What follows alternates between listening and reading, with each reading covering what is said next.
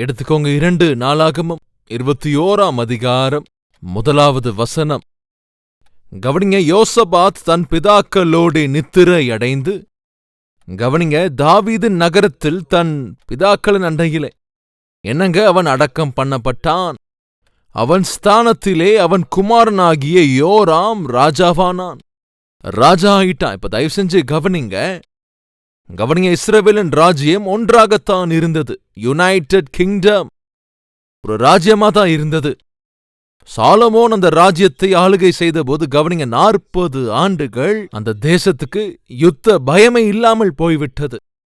கவனிங்க, அவனுக்கு இருந்த மகா ஞானத்தினாலே அவன் ஆளுகை செய்ததினாலே எந்த தேசத்தின் ராஜாவும் இஸ்ரவேல் தேசத்தின் மீது கவனிங்க யுத்தம் செய்வதற்கு வரல.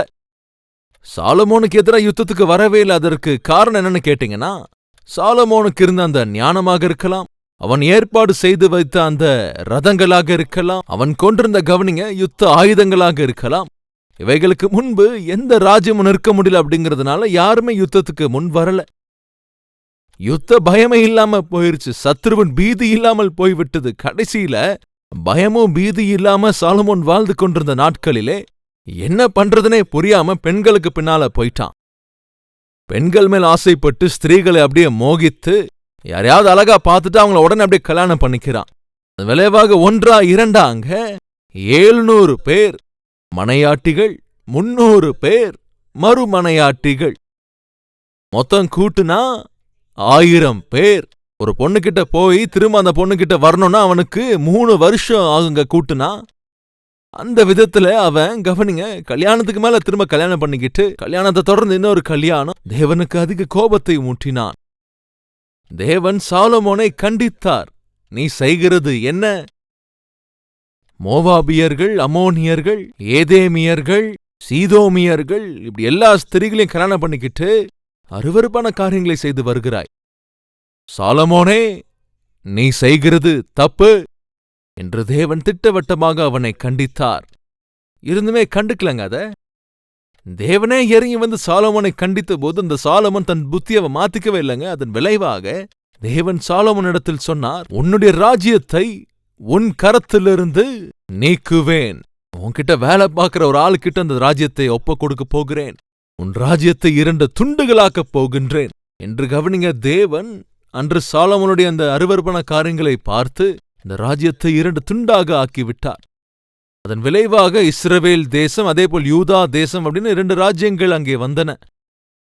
அதாவது மேல இருக்கிற அந்த ராஜ்யங்கள் தான் இஸ்ரவேல் ராஜ்யம், கொஞ்சம் கீழே இருக்கிற அந்த ராஜ்யங்கள் எல்லாமே அப்படி யூதா ராஜ்யம். இந்த யூதா ராஜ்யத்தை சுமார் 20 ராஜாக்கள் ஆளுகை செய்தார்கள். அதேபோல இஸ்ரவேல் ராஜ்யத்தையும் 20 ராஜாக்கள் ஆளுகை செய்தார்கள். கவனிங்க, இஸ்ரவேல் தேசத்தை ஆளுகை செய்த அந்த ராஜாக்களிலே கவனிங்க ஒருத்தன் கூட அங்க நல்லவன் கிடையாது. எல்லாரும் துன்மார்க்கர்கள் தான். இந்த யூதா ராஜ்யத்தை ஆளுகை செய்த அந்த 20 பேரிலே அதுல ஒரு 8 பேர் கொஞ்சம் நல்ல ஆளுகை கொடுக்கதான் அவங்க முயற்சி செஞ்சுட்டே இருந்தாங்க. அதன் விளைவாக கவனிங்க யூதா ராஜ்யம் கொஞ்சம் அதிக நாட்களுக்கு அது தொடர்ந்தது.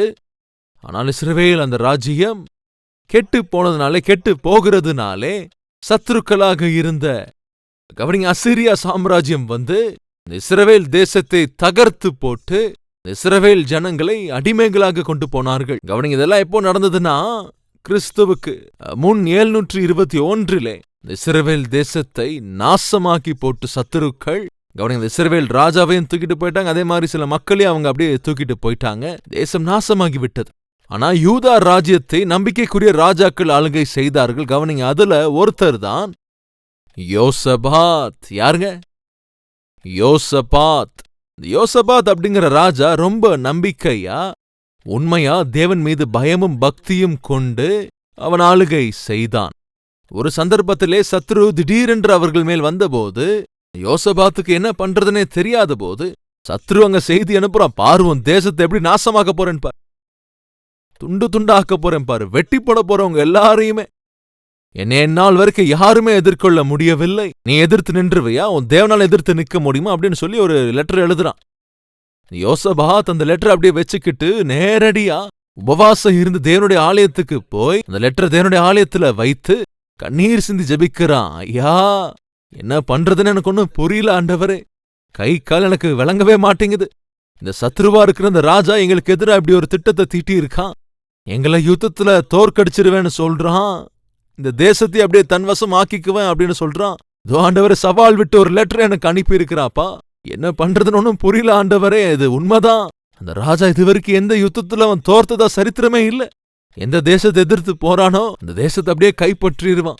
இப்போ யூதா தேசத்தை எதிர்த்து வரப்போகிறான். அப்பா காப்பாத்துங்க, காப்பாத்துங்கப்பா என்று வந்து ஜெபித்த போது தேவன் யோசபாத்து கிட்ட சொன்னாரு, நீ தைரியமா இரு, அவனால ஒன்னும் பண்ண முடியாது, நான் பார்த்து கொள்ளுகிறேன் என்று அன்னைக்கு சொன்னார்.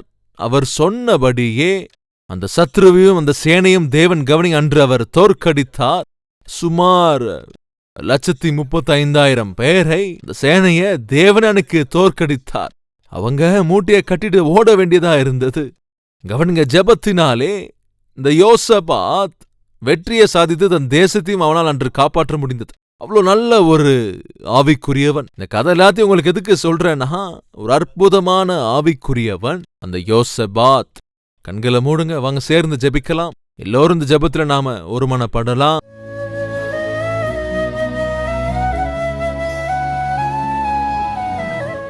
மகா பரிசுத்தமும் அன்பும் நிறைந்த பிதாவே, ஆண்டவரே, உம்முடைய செய்திக்கு நாங்கள் மதிப்பு கொடுத்து வார்த்தையின் வெளிச்சத்தில் தங்கள் வாழ்க்கையில் இருக்க குறைவுகளை அறிந்து தங்களுக்குள்ளாக இருக்கிற பாவம் கொடூரமான குணம் என்பதை அவர்கள் உணர்ந்து கொண்டு, அப்பா, இங்க மன்னிப்பு கேட்கிற ஒவ்வொரு சகோதரிகளையும் ஒவ்வொரு சகோதரனையும் அப்பா நீர் அவர்களுக்கு இறங்கி ரட்சித்துக் கொள்ளுங்க.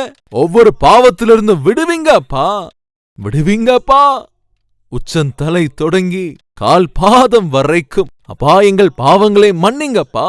உங்களுக்கு இஷ்டமில்லாத ஒவ்வொரு காரியமும் அருவருப்பான காரியங்களை எங்களை விட்டு அகற்றி போடுங்கப்பா. நாங்கள் உங்கள் பச்சமாய் திரும்பி உடைய பாதத்தை பற்றிக் கொண்டு ரட்சிக்கப்படும்படி இந்த மகா கிருபையை காண்பிக்க வேண்டும் என்று தங்கள் வாழ்க்கையை ஒப்பு கொடுத்திருக்கிற ஆண்டவர் ஒவ்வொருவரும் சந்திக்க வேண்டும் என்று இயேசு கிறிஸ்துவின் நாமத்தில் வேண்டிக் கொள்கிறோம் பிதாவே, ஆமென்.